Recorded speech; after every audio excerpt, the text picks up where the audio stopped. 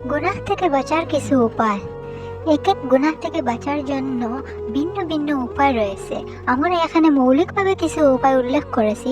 আশা করি এর মাধ্যমে সব গুনাহ থেকে দূরে থাকা সম্ভব হবে ইনশাআল্লাহ। 1 নাম্বার, গুনাহের আসবাব উপকরণ থেকে দূরে থাকা। যেসব বস্তুর মাধ্যমে বারবার গুনাহে লিপ্ত হওয়া হয় সেগুলো দূরে সরালে অনেক গুনাহ থেকে বাঁচা সম্ভব হয়ে যায়। নাম্বার, গুনাহের পরিবেশ থেকে দূরে থাকা।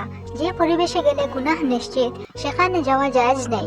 ভালো পরিবেশে থাকা গুনাহ থেকে বাঁচার অন্যতম মাধ্যম। 3 নাম্বার, অসৎ সঙ্গ ত্যাগ করা।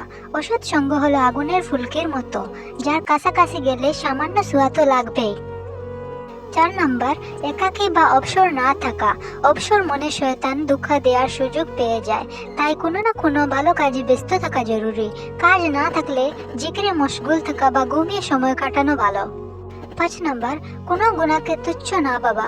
গুনাহকে হালকা ভাবতে থাকলে এক সময় দিল থেকে এর ভয়াবহতা উঠে যায় এবং তওবার ইচ্ছা মরে যায়।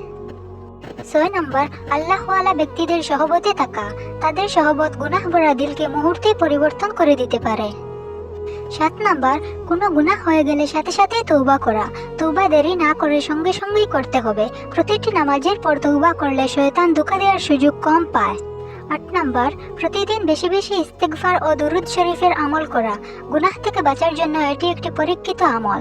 আল্লাহ তাআলা আমাদেরকে সমস্ত গুনাহ থেকে বেঁচে থাকার তৌফিক দান করুন। আমিন।